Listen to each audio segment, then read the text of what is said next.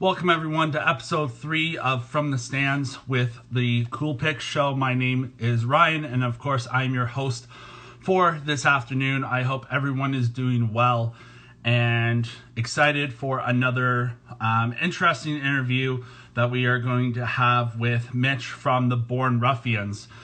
First off, I would like to thank, of course, our sponsors, Matt DeCastro from Mad Creative, who does all of our design work for all of our logos that you see ahead of the show. So again, today we're chatting with Mitch from Born Ruffians. So let's get right to it and bring him in. Connecting, waiting.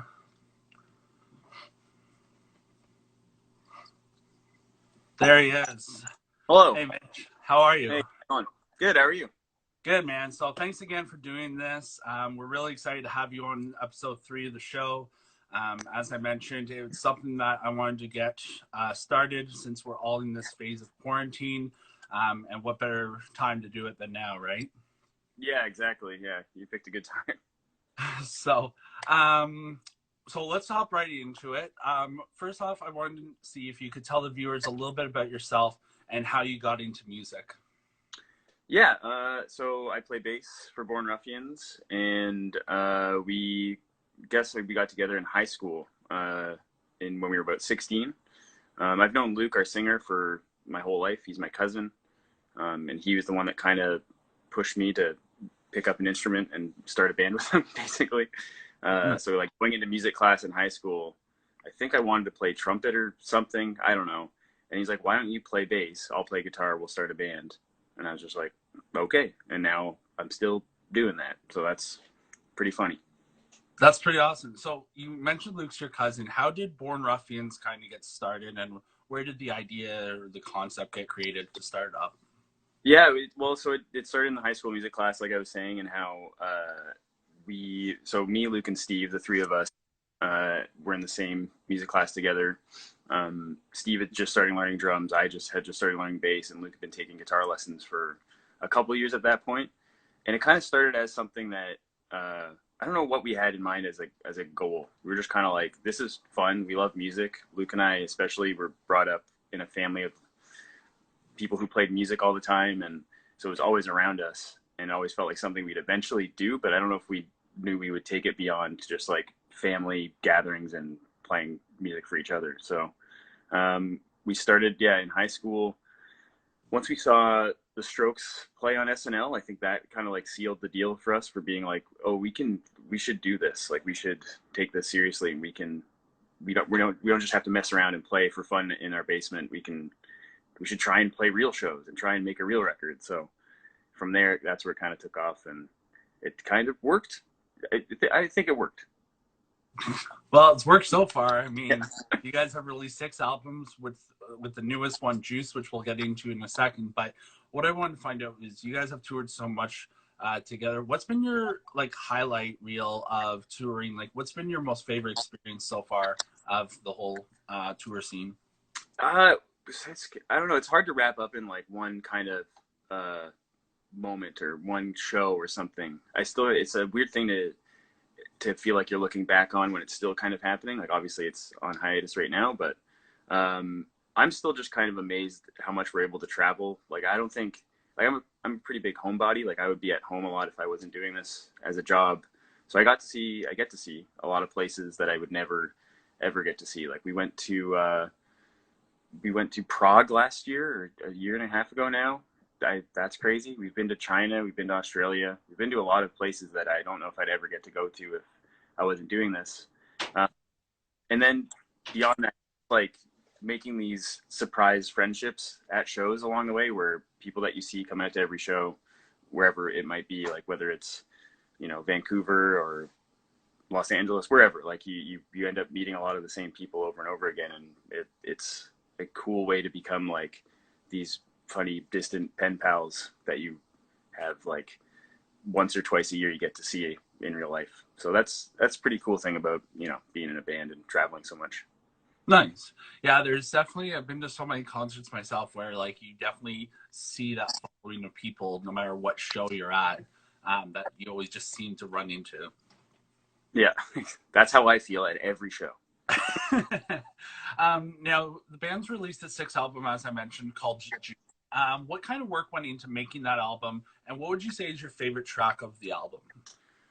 Juice has been in the works for almost over 2 years, I think. So, but right before our fifth record came out, we already went to work on recording this one. So we released two records since we started recording Juice, and I found that kind of crazy because I didn't really believe how fast that time went by. But January 2018 was when we stepped in the studio for this record, and then February of the same year we released Uncle Duke and the Chief, our fifth record. So before that one was even out, we had this one going, and so it was a long time. It was kind of like spread out over like a whole year, year and a half or so of going into the studio, a few different studios, and kind of chipping away at it and seeing what we were.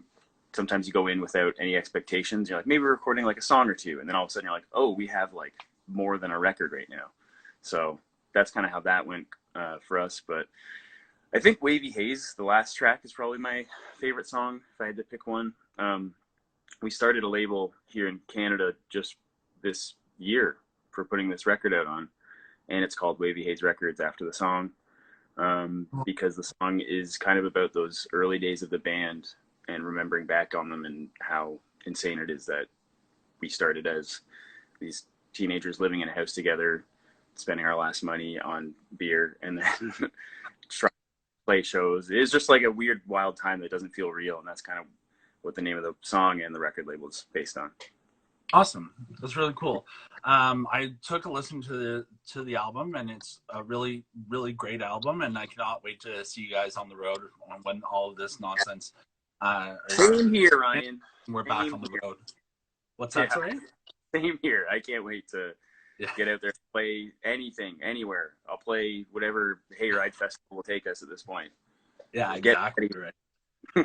Now, turning away from music for a quick second, I know that you had mentioned you're a bit of a wrestling fan. So if you could have lunch with any wrestler, who would it be and why? Oh my God. I feel like this is a real tough one, and probably the hardest question I'll ever receive. And I can be the one asking. I know it's because I'm a big fan. I've loved wrestling since I was a kid, and it's just kind of stuck with me my whole life. I feel like you kind of get hypnotized by it when you're young, and then you're just like, yeah, I think this is, I like it, and then you're just like, I love this, I can't stop watching it. I'm an adult now. So a wrestler to have lunch with, there's a lot. I feel like I have a sentimental favorite in, oh, do I lose you? Oh, you're back. No, in Bret Hart. I feel like he's not afraid to say things that maybe, having like a casual conversation with another wrestler would be a little more guarded, but I think Bret Hart doesn't give a shit anymore. So he would just say whatever, and I feel like I could pick his brain and hear his crazy stories. He was my favorite. Yeah, I know for me, like, I'm not a huge wrestling fan, but The Rock would be my number one. I know it sounds like the go-to or the scapegoat because he's been around for so long, but outside of his wrestling career, I just feel like he could have so much to talk about with his acting and his movies and everything else that he's done as well. So it wouldn't just be one topic. You'd be talking about so many other things as well, right? Yeah. We had a question in the like the second you said it, I was like, oh, I probably should have said The Rock. That was dumb. It's all good. Because then I would have had to think of someone else. So we had a comment or a question come up in the comments, and during the early days, did you guys all have side jobs outside of developing music, or what did you do before music kind of got involved? So growing up in Midland, we all had different jobs. My parents owned a restaurant called McBee's in our hometown, and I worked there. I worked just about every job you could work there. And Luke and Steve had a few different jobs they worked at like the CD store in the mall. So CD Plus, shout out for any Midland people in the chat right now. But so in Midland, we had some jobs. In Toronto, we had a few jobs. Steve worked at a butcher shop. I think Luke had a serving job at one point. I worked at Canadian Tire for a bit, but it was all like in this short window leading up to our first tour where we kind of had to be like, a lot of jobs aren't cool with you just being like, bye, I'm going away for several weeks. Will I have a job when I get back? And they're like, no, your job is gone now. So we've been lucky and very fortunate that since that first tour and kind of things snowballing since then and getting better and better, we've, for the most part, besides like maybe a few things here and there, like some side job or some, like a few other, I think Steve, when he took some time off for school, had another job. For the most part, this has been our main job, and we're very lucky and grateful for that because it's a fantasy. Awesome. And we also had another comment in the chat talking about Bret Hart and how badass he is, because he definitely would not give two shits about anything anymore. That's true. He's had cancer. He's had a stroke. He's had his entire family has had nothing but sorrow and death happen to them. And not only that, he's the best wrestler of all time. And so come fight me, is what I'm trying to say. If you want to better, come at me. I fight Steve about this in our band every day. Now, we had another question come up. Does Charlie come on tour with you? So Charlie is my dog, who I post a lot about on our Instagram and Twitter. He's come to a couple shows, but unfortunately it's hard to take. It's tour for a human can be really detrimental to the body and lifestyle. So bringing a dog on tour, unless if you're, I don't know, like a superstar traveling on a bus where you can stop and take your dog out whenever you want and go walk them in the city for the entire day before your show, then that's cool. But for us, we're literally just crammed in a van for 8 hours and then get out and load in, play a show, go to bed. So that would be a bad life for a dog, I think. Definitely, for sure. Now, going back to kind of maintain that sports talk for a minute, being in Midland, your most local NHL hockey team with the Leafs. What's been something that you've admired about the Leafs, hated about the Leafs, just like your experience with them? I know I'm throwing the hard ones at you today. I know. No, that one's just like a gut punch only because there's no hockey now. And also the Leafs, being a fan of the Leafs has its ups and downs. It has its up and downs, maybe is the way to say it. I don't know. It's something kind of passed down to you. I feel like fandom in sports a lot of the time, like through your family and, or maybe where you grew up, like you're saying. So my dad was a Leafs fan and that was passed down to me ever since I was a kid. I remember watching the playoffs when I was too young to really even understand, but crying when they got eliminated. I think maybe the Blackhawks in like the first round one time. And I was just bawling my eyes out, fully not even knowing why, but just knowing like, I love this and I'm sad that it's over. So it's become a tradition every year for me to bawl my eyes out as a grown up as they get eliminated. I don't know. The older I got, the more I've grown to appreciate the game itself and just being a fan. I find myself going to more and more games every year if I can afford it. And I don't know. It's just a passion of mine, and I hope it's back soon, but it seems like it's going to be pretty tough for anything to come back soon. So all about the safety first. Yeah, 100%. That's the thing is I've been kind of monitoring stuff and saying like they're even looking at delays in the start of the 2020-2021 season now because of what's happening. And I think they're still trying to get the idea of finishing off this season, which would delay next season, and how all that would work. So it's going to be interesting to see kind of what format and what layout happens, especially with the timelines given, to see, like, will we see July and August hockey, or are we just going to call it quits for the year and wait until September and October and start things back up fresh again? Mm-hmm. Yeah, it's hard to say because, like, I feel that everything feels so far off when you're talking about huge gatherings of people like concerts or sporting events that it's when they have to plan so far in advance to be like, well, in order for the next season to start, we need to finish this one in this time frame. Like, it's too much. There's so much up in the air that it seems crazy to plan anything. But I don't know. I'm sure they'll figure something out hopefully soon or safely. Yeah, fingers crossed, because I know there's a bunch of sports fans out there that are just going stir crazy right now, and like obviously the TSN sports nets and everything have been doing really good with being able to like replay back classic games. Like yesterday, I was watching Game 6 of the Raptors NBA championship game, and that was really cool. But then they've also done like Jay's 92-93 World Series, so that's been really neat. So it's really cool to see. Mm-hmm. So we have a couple more questions that have come in. One is from I Got Music. How did the song Dedication come about?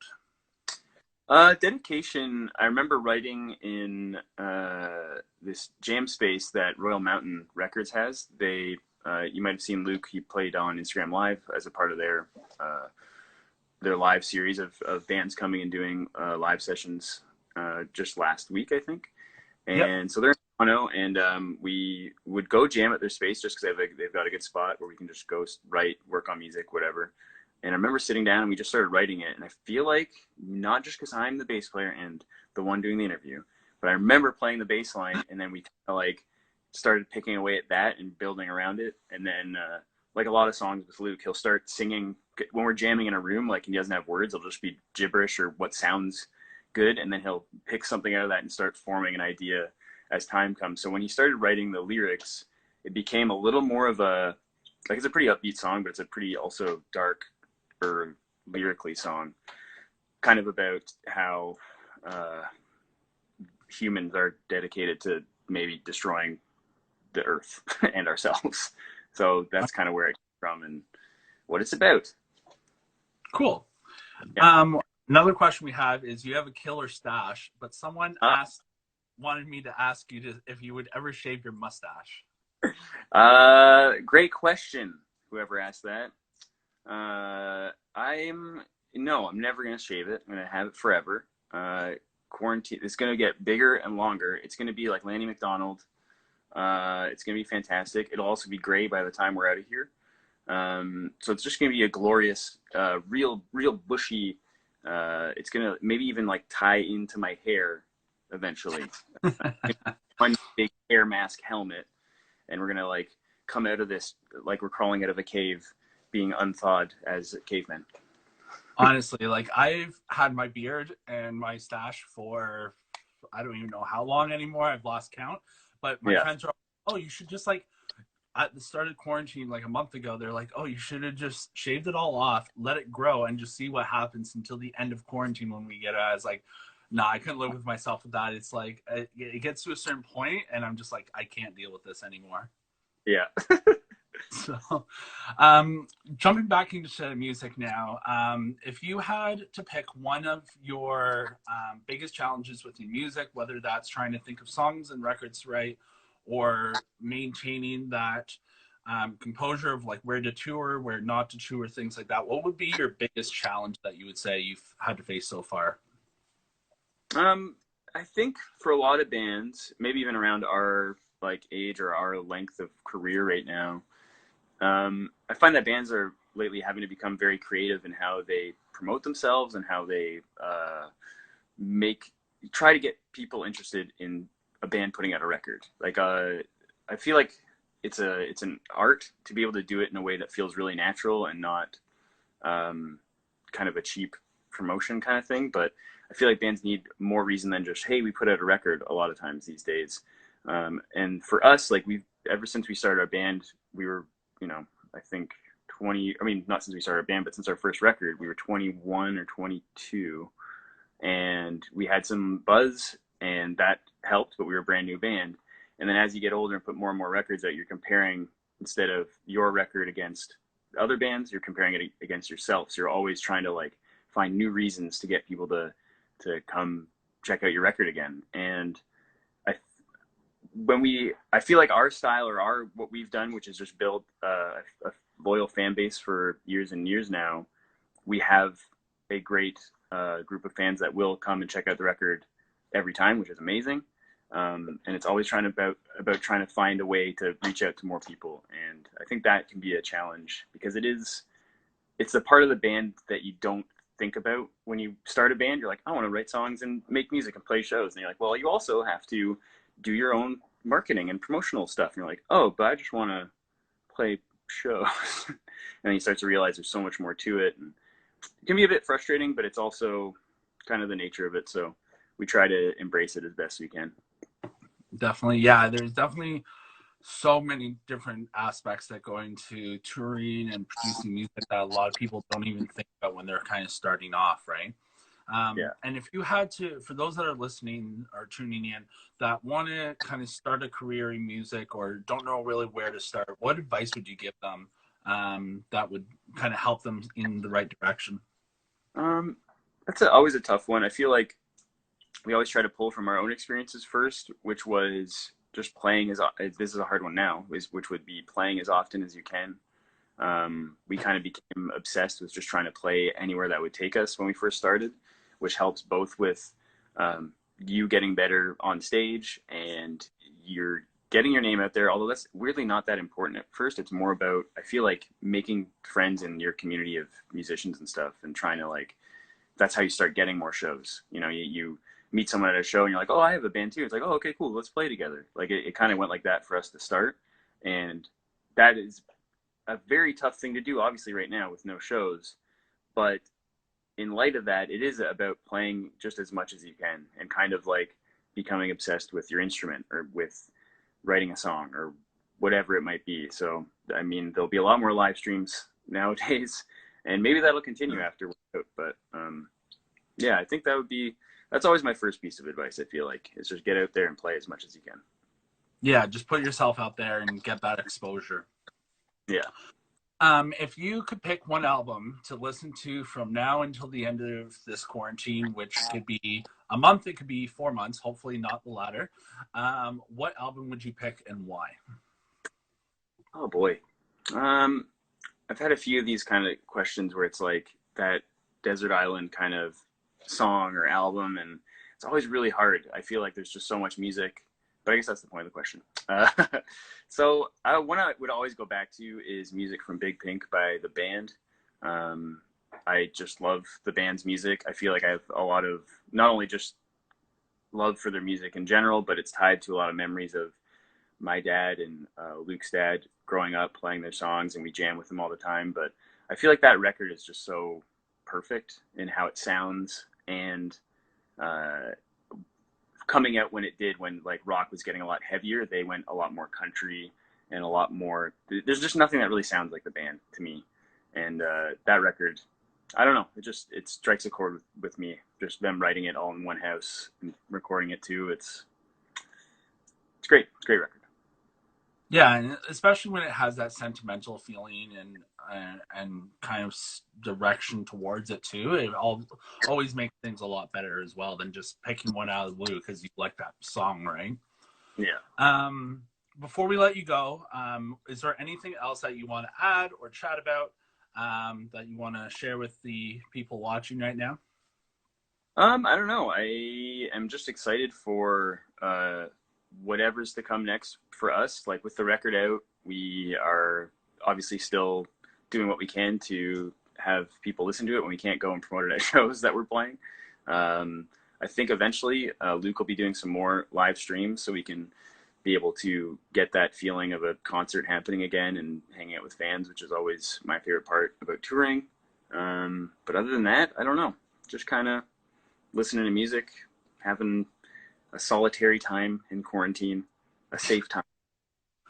Yeah, well, it's like I said, it's a great album, and I know I'm definitely looking forward to when Luke does the Instagram live concerts again. I know there were some other artists, or I saw some ideas of people that would create like Zoom accounts and then have fans to like click the link for Zoom, so then you can literally have like an online concert with like up to 500 or 1,000 people and things like that. So there's definitely so many ways that artists are taking advantage of kind of what's happening and making it turning things into a positive side as well. Awesome. So Mitch, I want to thank you so much for joining us again. Born Ruffians' latest album Juice is now available on Spotify and Apple Music, and thanks again so much for taking the time to chat with us today. Awesome. Thanks, Ryan. Appreciate it, man. All right. Take care, man. Yeah, you too. All right, guys. So that was Mitch from Born Ruffians Music. Thank you so much for tuning in to this week's episode of From the Stands. Make sure to follow us on Instagram through the Instagram channels you already are watching to see more updates every week with different musicians, athletes, or sport personalities. Again, my name is Ryan. Thank you so much for tuning in this week, and we will see you next time. Take care.